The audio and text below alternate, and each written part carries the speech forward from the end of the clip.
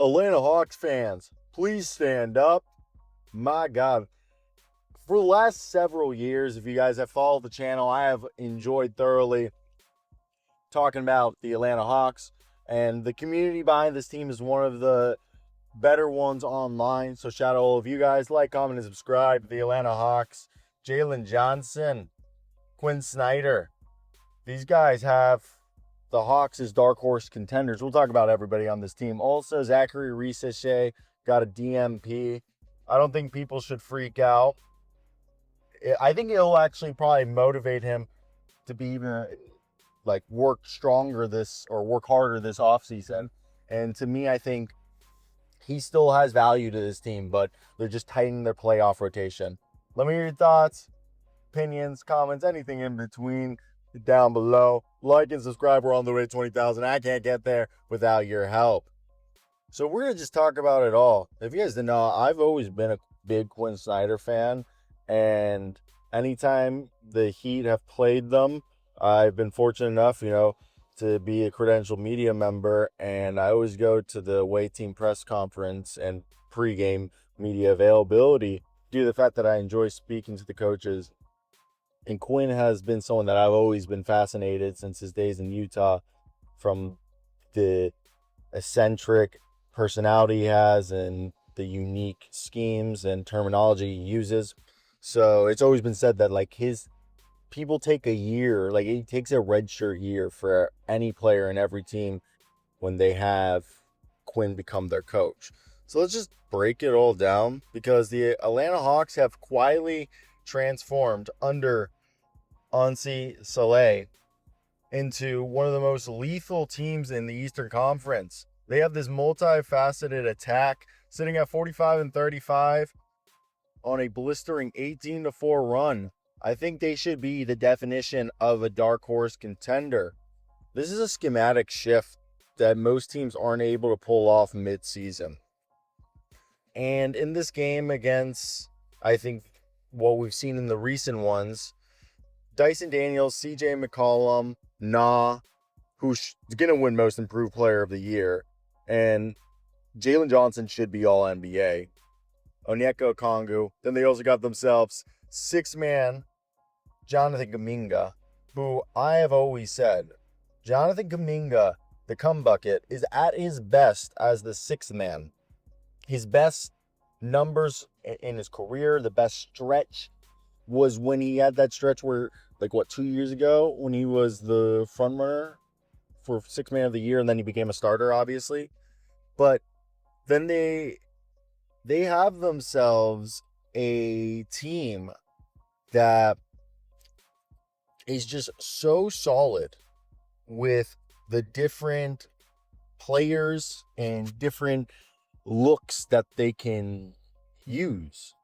Yes, they lost to the Cavaliers last night, but I think them having Mo Gay, Corey Kispert, and Gabe Vincent on this team is going to enable them to have different looks and different ways of viewing things,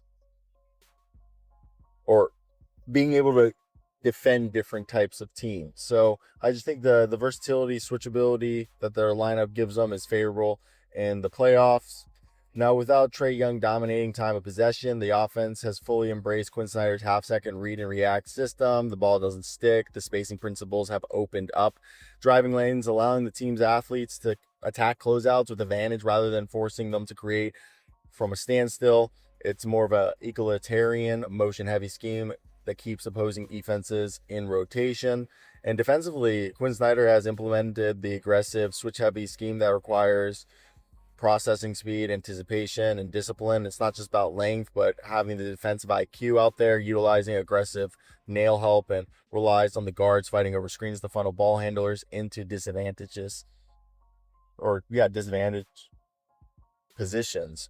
And obviously it's all led by Jalen Johnson, who's been fantastic. So with all that being said, I really think that they are a team that's capable of going toe-to-toe with the Cavaliers, as we saw last night, even though they lost, the Knicks, and I think even the Celtics. Like, you would say they're the fourth best team, arguably, in the East.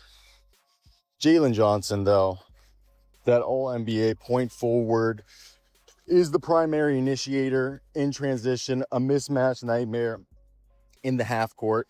The ability to grab a rebound and start the fast break while compromising tilted defenses is just what makes him really good. And Nas, the poster child for thriving with increased opportunity. Like, he had been playing well in Minnesota, but he never gotten like the usage rate or anything like that as he is now. The cousin to SGA is not only a menace at the point of attack, like I think he's someone who's been able to show he can guard some of, if not the best opposing players on any given night. But now he is a primary playmaker, not just a shot creator, but also setting up people. And CJ McCollum basically being the guy that they traded Trae Young's production for is wild. He's been the catalyst to their 18-4 run. He, first off, gives them kind of an adult in the room. Great shooter. Even at his senior age. And then mix that in with the defensive synergy of Dyson Daniels and Onyeka Okongwu. That foundation allows McCollum to thrive, especially that he was never a plus defender, but now in his mid-30s, he's really more, he's not like the Trae Young liability, but having Dyson Daniels be the relentless on-ball defender who blows up actions at the point of attack, Okongwu's switchability and rim protection as the ultimate safety net. And because Okongwu can survive on an island against wings and guard 1 through 5, Daniels can lock down the perimeter. Like, you have two all-defensive caliber team players. And Daniels was a depoy candidate last year. Not as much this year, but I think that allows the Hawks to comfortably hide McCollum in the corner. Now, let's talk about Zachary Reese. The rotation has tightened, and Zachary Reese received his first career DMP on his 21st birthday during the 122-116 loss to Cleveland. After starting the first two-thirds of the season, Reese was moved to the bench following a blowout loss to Miami. The Hawks replaced him in the starting lineup with CJ McCollum, which, as we mentioned, triggered that 18-4 run, vaulting them to the 5th seed in the East. Reese's path to minutes has been further blocked by Jonathan Kuminga, who occupies the 6-man role, and then the floor spacer that Corey Kispert is. And Quinn Snyder framed the decision as purely circumstantial, emphasizing that Reese is still doing what's asked of him and the reality of a tightening playoff rotation, especially when you need to make sure the guys you're going to rely on are getting the minutes. So I think that'll just motivate him for the offseason. And I'm not really worried too wholeheartedly about it.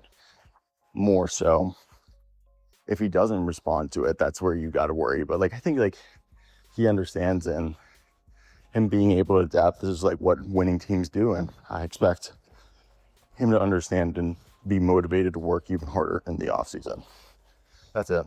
That's my thoughts.